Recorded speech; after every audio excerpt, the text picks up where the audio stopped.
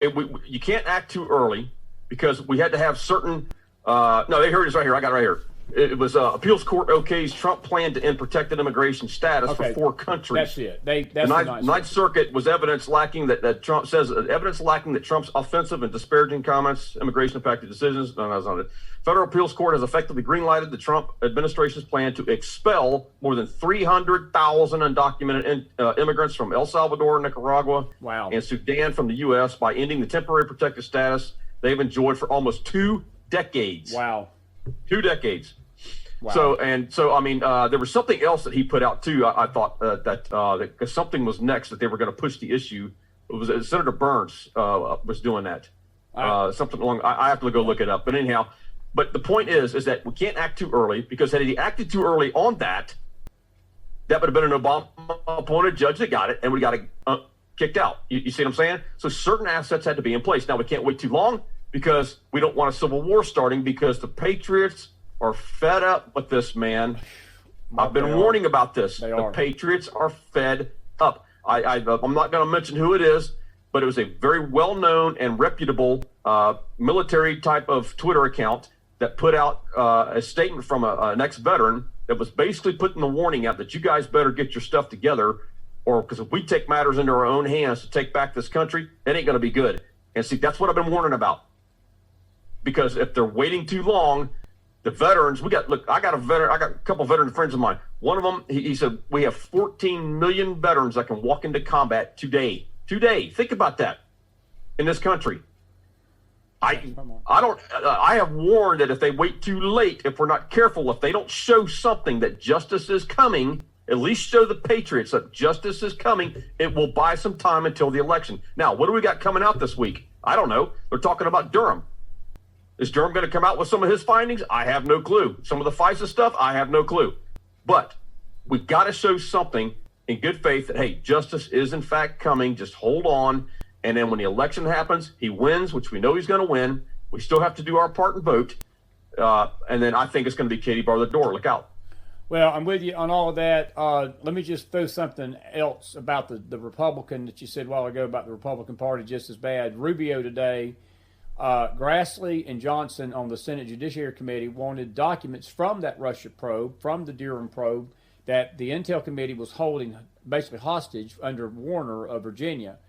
And Rubio, instead of giving Johnson and Grassley the information, sided with Warner and told them that they didn't file the proper paperwork and they needed to refile this. It's a delay tactic. And Gateway Pundit was exploding on this afternoon and saying, Marco Rubio has been nothing but a traitor behind the president's back. And you've said this yourself. You're not a big fan of little Marco. No, I'm not a big fan of little Marco, because I've been calling him out since 2015? Yeah. No, not at all. But let me mention these kids. Let me talk about these kids a minute. I had Director Mike on my show this afternoon, Mark. He echoed your sentiment almost to the word. You and Director Mike never talked. So, no, this is weird how you're confirming something he said today. And he used the term special ops, used the term veterans. It's the same group.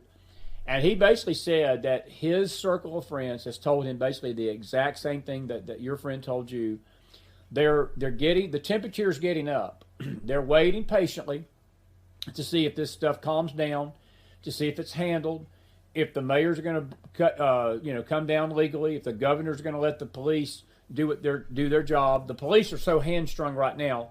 It's ridiculous. That's a lot of the problem. The police are so hamstrung they can't do their job. Yeah, I have friends in law enforcement telling me the same thing. They can't do anything. They can't do anything. Mark, it's pathetic. And what he basically said to he said, these kids do not know what they're about to bite off.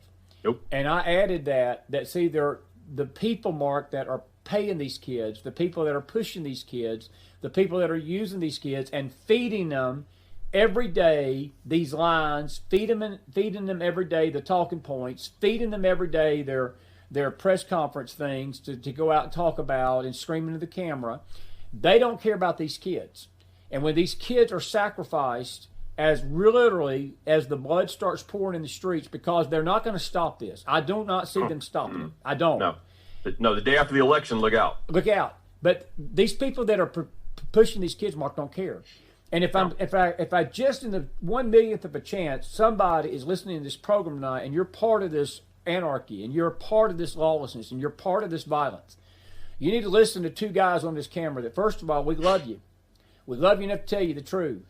You better stop what you're doing, because you're about to deal with people that are not going to take lightly to you burning their cities down, and you're going to start coming up against people that are not going to be old ladies with purses. Right. And when they fight back, it's not going to be pretty. And it's like the black man that we played the clip here a few weeks ago, and he was in his car, and he said, "You push patriots, you push them too far. It's going to be like the Boston Tea Party all over again." And the British government found out when you push Americans and you push this country, what they do. And Mark, these Black Lives Matter kids, these morons, these Antifa punks, they don't understand that. They think that they're God. They think they're protected. And they just keep burning and killing and looting and shooting police and shooting people. And, our friend Gina Phillips, she talks about the programming and the indoctrination and all the things that are going on in these kids' minds. And let me tell you something. It is setting itself up for a perfect storm of destruction if things don't come under law pretty soon. Right. And you're right on about the Civil War. It's coming. It's coming. Well, I don't believe it's going to come to a civil war. However, if they don't act, then when the shooting starts, it's going to be hard to stop right now, because we got too many people that aren't going to put up with this right now. They're fed up.